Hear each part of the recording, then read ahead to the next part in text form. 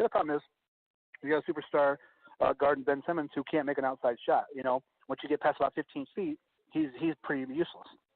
He's a great scorer and going to be a great NBA player, but if he could develop a shot and care enough to develop his outside shot, they could be treacherous. J.J. Redick probably going to leave in free agency. I know he wants to stay in Philadelphia, but he could be a casualty, especially if they decide to keep Jimmy Butler, which I don't know if that's going to be possible as well.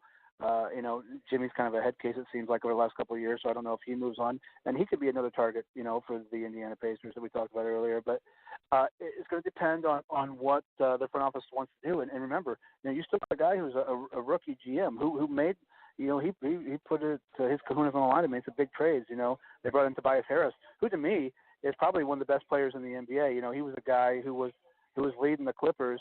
And, as they made this march towards the playoffs this year and then was traded, because the Clippers didn't think they were going to be able to re-sign him. So, he's a very underrated guy. I think would be wise for them to keep. So it'll be interesting to see what they decide to keep, who they keep, and what they decide to put together this year. But, Joel Embiid is going to be the cornerstone there for a long time. And how do they build around him to make a successful team? Because a lot of teams anymore, don't build around a big man, but maybe that's changing. We see with Anthony Davis. We're going to see with Zion Williamson, so we'll see how the 76ers move forward. But I'm sure it's going to be at this point with a new coach. This past week we saw a former Pacer go to the Lakers, and it wasn't Paul George, but Frank Vogel. That just seems like a save this date seat warmer for Jason Kidd for Kidd to be the next coach, but. Frank Vogel says, I'll take it all day long, every day, twice on Sunday. Frank Vogel to the Lakers. What are your thoughts? Yeah, I like the hire. A lot of people poo-pooed the hire, but I like the hire of Frank Vogel a lot. He's a guy that LeBron does respect after their clashes with Miami and in the NBA playoffs and the Eastern Conference Finals. I don't like the hire of Jason Kidd. I don't like the fact that Frank only got a 3-year contract, which mirrors, what LeBron's doing, which is why Tyronn Lue, one of the reasons he didn't want the job. Most NBA coaches always get a 5-year deal. Luke Walton had a 5-year deal. Frank's a guy who stresses defense. He sometimes didn't have the scores available like LeBron in Indiana. So, one of the reasons that Larry Bird moved on from Frank Vogel was because he wanted to score more points. And Frank's offense doesn't do that. But when you're only allowing 82 points a game or 86 points a game, whatever Frank did in those really successful years, you don't need to score a ton of points. So I like the hire of Frank. I don't like the hire of Jason Kidd basically as a coach in waiting. I hate that move. But when a lot of people crapped on it, I got to know Frank very, very well. Had him on my show a couple of times. And Frank also was on David Letterman as a youngster doing stupid human tricks. So, which is a story that Frank shared with me on my show. I like Frank Vogel a lot, and I love the hire. I think of the coaches they interviewed, it's probably the best outcome they could have had because it's hard to find a guy that LeBron respects and will play for, and I think they did that in Frank Vogel. Let's go ahead and play some more media clickbait. LeBron James doesn't stay with the Lakers. There was talk last year. It came out that after the whole debacle with Anthony Davis happened because it was LeBron's people who represented Davis and kind of got the Lakers in a bad spot, that she had thought about trading LeBron at that point. I talked about this extensively. I think at some point LeBron returns to Cleveland, whether it be his last year as a player to play with his son or at some point as an owner of the Cavaliers. I think at some point he returns to Cleveland. If you're going to trade LeBron James, I mean, what are you going to get for him? That's the big question. What can you get for LeBron? Because let's be honest, LeBron's contract is technically 4 years, but he can get out after the third. So, you've got to find a team that's willing, because the Lakers, would want the moon, and they should. What can you get for LeBron? And for the first time last year, we saw him miss, 20-plus games, first time ever in his career. So who's going to want to trade for that? And is LeBron going to feel happy going to a team that's, a lower-level team? I'd love to see LeBron play alongside Victor Oladipo, but I don't think that ever happens. He's probably going to be a Laker until the third year of his contract and then possibly move on. But I think LeBron at this point, if he doesn't get another championship in the next few years, he abandons that goal, and his goal will be to play alongside his son, Bronny, for 1 year. we'll see. We'll see what happens. But I don't know if you've seen the video. I don't know if you've seen the video of his son play basketball, but damn, is he good. Oh, no. Of course, he is a pedigree, that's for sure. We'll definitely be talking about him in his young years, much like we did his father. Mo, we don't often see upsets in the NBA Finals. I'm hoping for one. Come on, Warriors. We do not want another Warriors championship. Toronto, you have got to get your stuff together. The Bucks, I think, are going to win it all. That's my thought, my intuition, though. I tell you what, though. Toronto is not playing like they want to have be in a national championship game, and they have got to do that because Big Curry's going to come after Little Curry. Little brothers going after each other, but if you want to beat Big Brother, you got to do a little bit better than what you're doing. Toronto's got to get their junk together. Well, I mean, here's the problem I think for both Toronto, and Portland. First off, you come out of a long series, a 7-game series, both with dramatic. I'm sorry, I got it transposed, but you put me back on track. Yeah. I was talking about Portland, but yes, you're right. I'm so sorry. Yeah, Go ahead. You come out of a long 7-game series, both with emotional Game 7 endings, and I think that a lot of that energy was spent, and now they've had 2 games each of the teams, and for Portland, in order to knock off the Warriors at this point, especially without Kevin Durant, it's got to be shooting. You've got to have Damian Lillard, and C.J. McCollum shoot the lights out like they did in the last 3 games of that series against Denver. So that's the only way they're going to be able to take down Golden State is with shooting.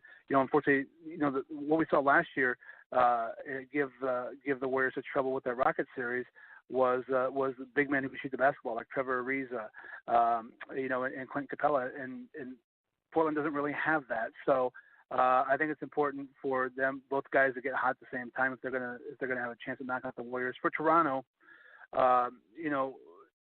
one of the things that I saw in the game last night that really impressed me, that is one of the reasons I think Milwaukee wins the series. With about 6 minutes to go in the fourth quarter, Milwaukee's up big, and your soon-to-be NBA MVP, Giannis Antetokounmpo, dives for a basketball out of bounds when he doesn't need to at that point. But just watching that guy put his body on the floor at that situation showed me that this team is for real. And I've said it all year long to you that I think the Bucks made the right moves in season to make this team better. They saw where they lacked in outside shooting, because Giannis, like Ben Simmons, not a great outside shooter, can score with the best of them ever in the NBA, but was not the best outside shooter. So they addressed some of those needs, and I think that was very important moves they made. Toronto as well made moves, but I think where Toronto made the mistake is guys who were successful for them in plus minus last year, which is a big thing when you take the positives you do against the negatives, turnovers and stuff like that, and that's how you get your plus minus.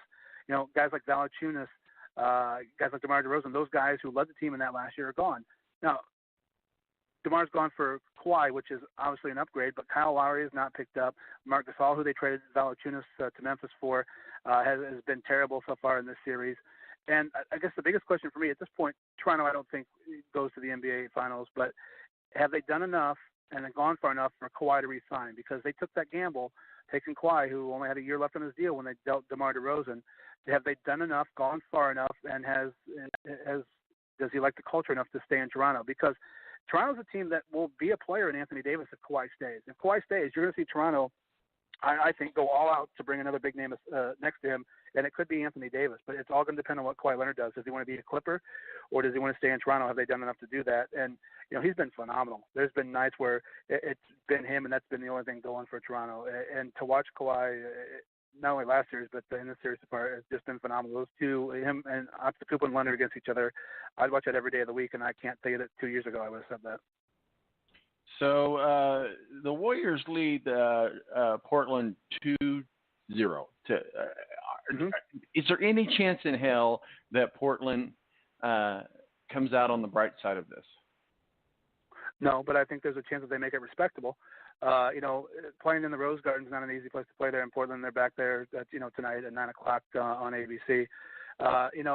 And the biggest thing to me is not even about the Trailblazers at this point or about the Houston Rockets who the Warriors beat last series. I think that the Warriors have shown themselves that they'd be okay if Kevin Durant leaves. You know, he's a guy who didn't play the pivotal game 6 against the Rockets, hasn't been available in this series yet. And, you know, hey, the Warriors are still okay. So, you know, I think that maybe they focus more on keeping Klay Thompson than they do and resigning him than they do Kevin Durant and let him go off to either Brooklyn or the Knicks. I think this series has just maybe convinced Bob Leonard that, hey, look, you know, we'll be all right post Kevin Durant if he decides to go. So I know Kevin's to the point now, I think, where he wants to get paid. You know, if I'm Durant, though, why not continue to do these super one-year deals? Why lock yourself in anywhere? You know, you just continue. He continues to make himself more valuable every year. You know, probably 1A, 1B, 1C in the NBA as far as the best players go. You know, Portland, like I said, I think if McCollum and Lillard get hot on the same night, they can definitely steal a game or two. I just don't think they have enough left in the tank. This is still a very young team with a playoff inexperienced coach in Terry Stotts. I like this team a lot, but I don't think that they've got enough to knock the Warriors off in this series. But I think they can make it respectable. So are we thinking that it's the Bucks and the Warriors in the NBA championships? Yeah, and doesn't that sound like fun? Bucks are going to win it, man. Anybody but the Warriors. I'd love to see Milwaukee win it. Yeah, you know, and not only that, but being on that big stage. I mean, a lot of people have seen the highlights of Giannis. I don't think a lot of people have watched Giannis play a whole game, other than maybe the All-Star game. So I think Giannis being on the big stage in the finals will be great for the NBA because, you know, the NBA does one thing that you know, in football it's all about the team, and that's how the NFL markets it. They market the game. The NBA markets its individual stars, and they do it well. But I think getting Giannis in prime time will be great, and it's one thing that Major League Baseball needs to learn how to do, marketing their young guys. You know, because let's be honest, Bryce Harper has done a great job of marketing himself, but you know, Mike Trout should be a world beater. I don't think, you know, people could pick Mike Trout out of a lineup if they ran into him in the street. So, you know, Giannis being on the big stage in the NBA Finals will be good for the NBA.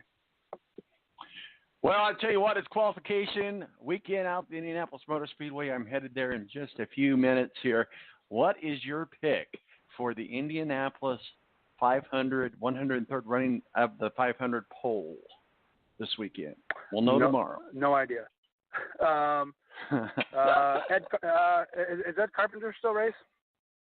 He does. I'll take Ed Carpenter. I sat next to him at a Pacers game one time. Super nice guy. I'll take Ed Carpenter.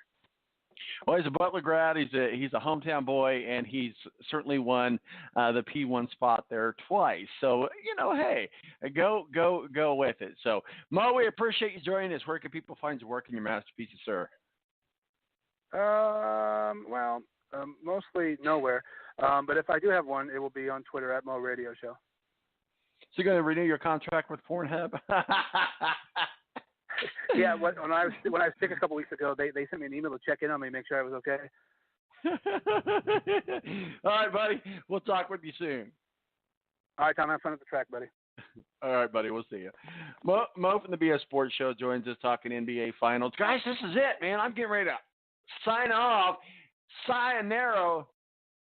And head on over to the track at 16th and Georgetown. If you are close, come on out. I will be out there all weekend long. I'll be out there. We'll be doing some Facebook Live stuff with Matthew Embry and Twitter. And, man, it's going to be fun. Woo! Thanks for joining us. My name's Tom Marquis, El Presidente. Don't drink and drive. It isn't cool. We'll see you next Saturday for the Field of 33, our special that we do every single year. My name is Tom Marquis, El Presidente. We'll be back soon. I'm out of here. Deuces.